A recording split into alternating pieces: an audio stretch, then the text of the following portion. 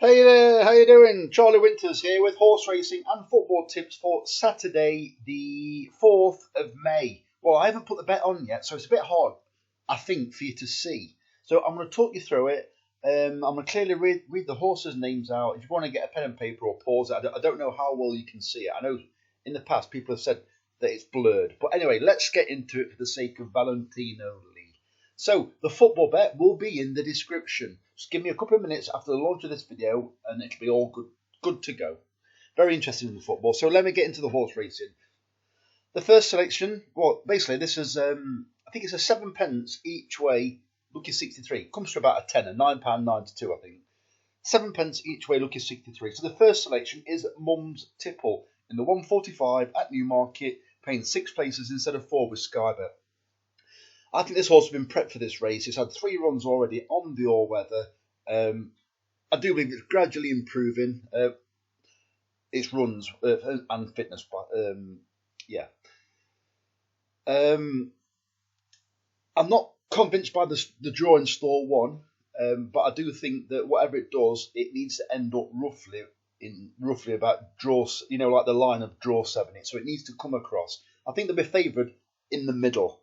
I don't think it's a massive inconvenience to draw 1, but I think it could have been better.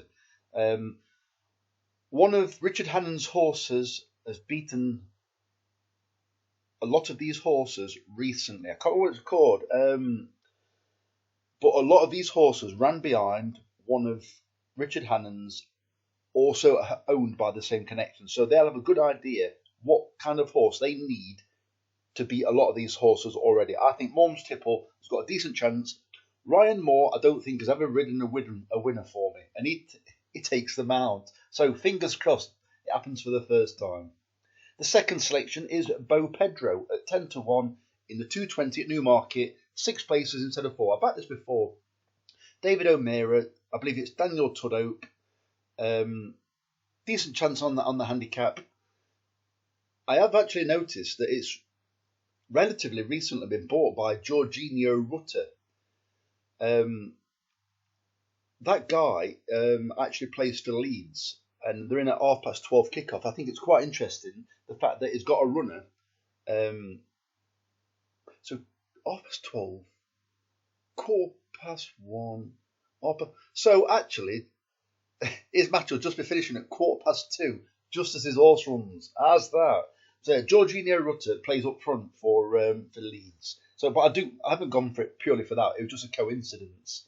So the next selection is Popstar at 14 to 1 in the 2:10 at Thirsk, paying 5 places instead of 4. This horse has come from Ireland. I believe it was AP O'Brien's horse. It actually ran okay for him, but then I had a few disappointed runs.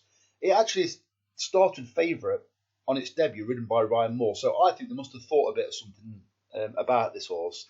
Hasn't really materialised, although there's nothing really that bad about it. I think it was still rated about 80 when it came from Ireland. It's dropped down a bit now because it's been running on the all-weather. I'm thinking that Alice Haynes has maybe been getting this horse fit. Comes off a little bit of a break, about 3 months. It ran in first time tongue strap last time, first time cheek pieces the time before. Now it's got the combination of both. Alice Haynes has got a 41% strike rate at Thirsk. I'm just trying to think. She's had 17 runners, 7 winners. I think it's 5 seconds and 2/3. So 12 out of the 17 runners have come in the first 3. Or if I'm wrong, they've definitely come in the first 4. So she's only had 5 horses unplaced out of 17 runners. I think this is an interesting selection, and I can give it a form chance anyway. The fact that she's got a good strike rate is just a bonus.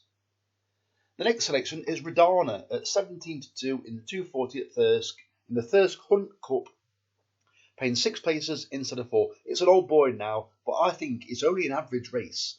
You've got some horses making their reappearance. This horse ran okay on the all-weather last time. I'm sorry, no, well, not the all-weather. It was on Musselburgh. Never really put in the race. Found a little bit of trouble. Stayed on. I think this horse is once again. It's got to be named for this race because it's running it at least once before because it's won it before. It won it at 66 to 1.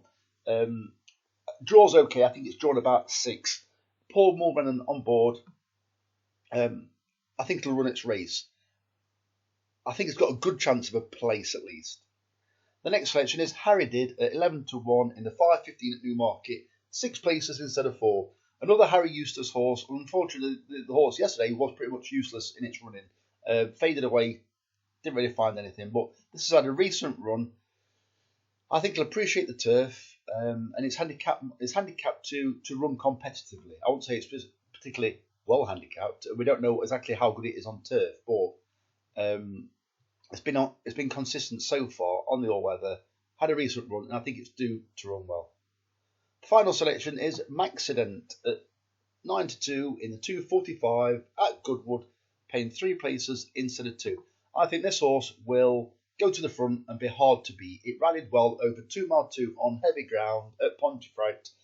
It attacked the hill, and then it rallied once it had been headed. I think it's going to be a tough horse to beat. However, punctuation could be the handicap blot of the day, where it's absolutely thrown in. 9 to 2 for a horse, Maxident, that will run well in my opinion, or hard to beat. I can't ignore it. So those are the 6 horses. As I said, the football bet will be in the description below. There's plenty at stake in the football because certain teams have got to beat certain teams. Some teams have got to score a lot. I think a lot of the matches that I've chosen will be feisty as well because there's an awful lot at stake.